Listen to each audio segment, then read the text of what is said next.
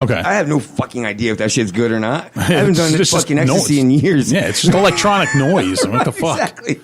But no, they are awesome.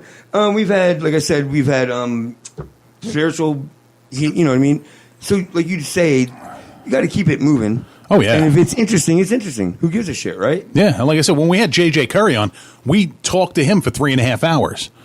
It was, and we probably, if I didn't put the brakes on it, we would have kept going. Oh, he just had a lot to talk about. I've had that. Like, yeah, he tries to keep a tight ship here, and every once in a while I'm going, we need to go over. Somebody's got to be the grown up in the room. She's in that room. Okay, but I said somebody. I didn't say it was him. Oh, Kevin A. Holly's in the room. What's up? No, don't do that. Don't. Fuck off. Bitch that. What up, Please don't engage. But I mean, yeah, bands. Like you say, we have bands in. Well, what made me go full circle in this is meeting guys like you. I've met fucking Fat great Polacks? people. Oh. Yeah. Oh. All right. You are sexy. Yeah, thank you. But I mean, I've met a lot of great people doing this, right? Mike? Mike hates people. Correct? Oh, yeah. But even you will admit that you've encountered a lot of great personalities. Oh, I would definitely talk to one or two of them. Will he be one? I mean, maybe. Close enough. That's good enough for me. Oh, my God. So, like, JJ, 3 hours. God damn. Yeah. Did you really? Yeah. Oh, yeah. Live? No breaks. No breaks? 3.5 hours. And like I said, if I didn't stop it, we would have kept going. That's freaking awesome. Yeah, Rio Paris was the same way. We could have kept going with Rio. Oh, yeah. Dude, shout out Rio. What's up? Rio did the Divine show, Okay. and he headlined the showcase that he does once a month. He's supposed to do like 45 minutes to an hour. Well, about an hour and a half in, Steve's over there going to me, dude, you've been up there an hour and a half. I'm like, oh, shit. Well, then about an hour and 45 minutes, I'm like, I got to go. I don't want this shit to end up at a fucking bottle club. You know what I mean? I did a show with him, I forget where, and the audience was dead. It was a dead, terrible audience. They weren't listening. They were being loud. And I don't know if you've ever been in a room when an audience gets loud when Rio's on stage and they're not paying attention. Oh, yeah. He ended up just fucking freestyle rapping for like 20 minutes. He was a headliner. Instead of doing comedy, he just freestyle rapped for 20 minutes. And it was awesome. I've been in a room when he just straight up aggressively called someone out by the color of their shirt and said, hey. I mean, and it works. It's effective. Yeah. Like, he did a show for us at the Brass Mug, which it's a bar, but like when we do a show with comedians, I try to put them on early for people too drunk to but there's always one or two. And that's why you're smart about who you put on there. I had Aneria and Rio, okay, which will both take care of business. And Rio did. Rio shut it down because to me, it's the most disrespectful thing in the world. I'm like, it's 1 hour, dude. Talk. Don't talk over them. Now, was that show a paid show? Like, did they pay admission to get in there? Yeah, he got paid $120. No. Did the people pay to come in? Yeah. So you paid to come in and not fucking listen to the people that you paid to see. Right. How does this fucking make sense to you morons? Alcohol. Exactly. A lot of bad decisions in my life were made with alcohol. This is true. How about you, Johnny? All of them, mostly. Yeah, if for nothing else, I'm really good at making shitty decisions in life. Yeah, I can really make good at shitty it. decisions without alcohol, so whatever. Yeah. But so, all that being said, the Food Bar, how long have you been actually doing comedy itself? About 4 years. Oh, so still relatively new. About the same amount of time then, right? A year longer on Food Bar. But, okay, a year when you're doing this shit, dude, I had no idea when I'm going through notes that we've been doing this shit like 2014 we started doing this shit, and we still suck at it. That's all right. But thank you. I appreciate that. I mean, you could have... High quality suckage, you know? If you're gonna suck, just be the best at sucking. Suck it good, and don't forget to cup the balls. I mean, obviously you love stand up, but like that's where you're at, right? Yeah. Oh yeah. I love stand up. Not only do I do stand up, but I also do voice work. Do voiceovers. I do audiobooks. Really? Oh yeah. That's awesome. I tried to get when I put it on, I have a buttery baritone voice. It's delicious. Can you do a couple of the voices now? Like call Johnny a dickhead in a couple voices. You fucking dickhead. That was awesome. Believe it or not, most of the voice work I do isn't. I don't do like cartoony voices. I do like narration for nonfiction books. Okay, do it in that one. You're Johnny. You're a dickhead. Johnny, you're a dickhead. This has been self-help. I was gonna say, I feel like I should. I'm like ready to accept it. Yes, you're right. I'm a dickhead. You're right. I do like the big voice, like in a world where you forgot the lines already. It's Johnny, you're a dickhead. In a world where Johnny is a dickhead, bitch that. Only one man can save us. Only one man can bitch that. only one man can bitch that.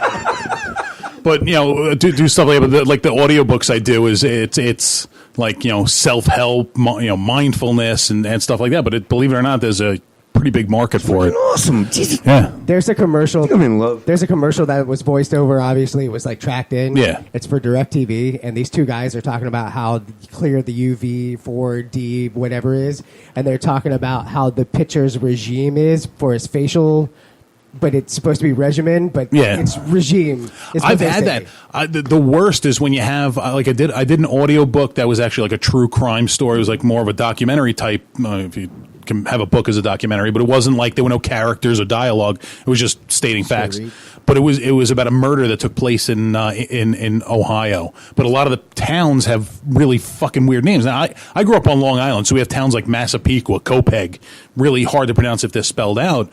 And I had to continuously hitting the author up. How do you pronounce it? Give me the phonetic on this one. Even worse when I'm doing a book for a foreign writer, and they're like they're Asian. A lot of those names are super hard to pronounce, and it's never like Raj Singh. It's always like by a vowel long. It's crazy. But now that's a good point because I'm pretty good with phonetics. Like when we have guests with weird names, I try to with foreign words. Phonetics go out the window. However, you do know. You kind of know the structure of the lettering, so depending on the culture of it, you can figure out how those letters are supposed to be placed in there. And I love the challenge of it. When we have people in here with weird names like Presendu, I pronounce. Actually, I think his last name is pronounced Presendois. Wow. Well, not according to him. Oh, it was him that told. I think so. Somebody said that was. He's being a dick. Yeah. Bitch that. Bitch that. I'll call him whatever the fuck I want. I'm like, I love you, Jonas. You big bald bastard. That's like my dad. His name's Leroy. He's like, no, I'm Leroy. Leroy. That's Camo's. You don't want to be called Leroy, in case there was a mistake. Well, the best when names like that. It's like last name Smith, Smith. First name LaQuisha, common spelling. I'm not even going to spell that shit out.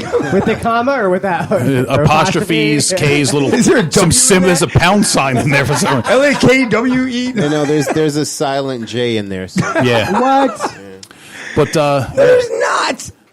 So I'm actually about to step up and get more involved in doing the voiceover stuff. Which are you really? Yeah. You like that a lot? It's fun. Does it pay? It can.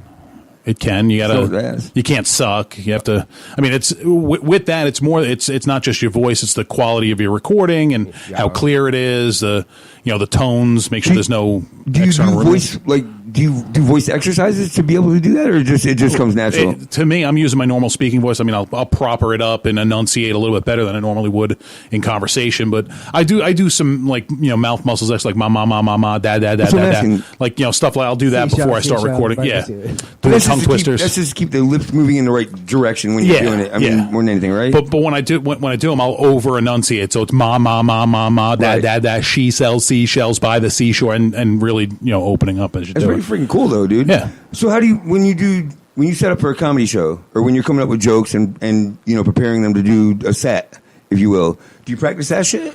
I'll practice a bit until I have the bit down. The only time I'll really run through my stuff is if I'm doing a show with a set list that's a new set list. Like I'll go up there. I have memory problems from playing football, so my brain just goes blank.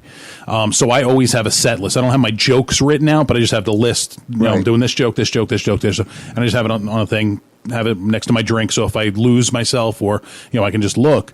So I have a particular order that I'll keep the jokes in when I put a set together, and I'll do that set for a while, and then I'll change it up. Or if I write something good that I need to add in, but like if I add something in onto a set that I've previously done, that's where I'll blank out. Gotcha. That's I'll forget to do that bit. And good comedy has a lot of parts to it. Stage presence, comfortability on stage, delivery, joke writing. There's a bunch to it. For you personally, what was the hardest part for you to develop when you were starting to do it? The writing part and dedicating time to write. And I still have a tough time doing that. I'll jot down notes if there's something I think is funny. and then come back to it. And I'm trying to explain this to my son. I was approached by a producer from America's Got Talent last summer, and they wanted to take a look at him. And the jokes he does, like I said, aren't good enough. Right. They're not fit for television. And I said, every day, just write something. You don't have to write jokes. Just put words on paper and ideas. Yeah, but the terrible thing is, I'm telling him to do this, but I don't fucking do it. Right. I'll write as things come into my head. You're a If I parent, think of dude. something. Do as I say, not as I do. Exactly. But he hasn't written anything. So it's So every day for the whole summer while he was in New York, I sent him a screenshot of that email and said, make sure you're writing. When I went up there to go pick him up, he wrote nothing. He didn't even put a pen to paper once.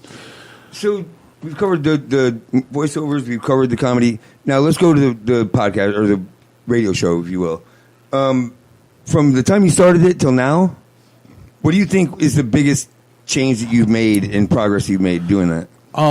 We make it flow a little bit better. Obviously, when we first started out, I had zero experience. The co-host I had at the time, he had incredibly zero experience. He had no in front of the microphone experience. So, that learning experience, running the show, how sound levels need to be, being punctual, of getting on time. Because from go, I wanted a live show. Right. I didn't want to do a pre-recorded show. I like being able to interact. I wanted people to be able to call in. So it's more natural. Exactly. And it's I like talking to the audience. So, right. When I go and do a comedy show, if the room is empty, I need the energy. If a room is empty, I'm going to suck. I know it. I'll go out there. I'll do the delivery. It'll sound the same whether it's in front of one person or 500 people, but it's always better when you have that audience energy. And the same thing with Fubar Show. I need the audience listening and interacting. I don't know if they're actually laughing, but when somebody gets on there and says, bitch that, then, then it just makes the show better. And, we had that discussion at the beginning of this one to go from recorded to live. And to me, people love watching the bloopers.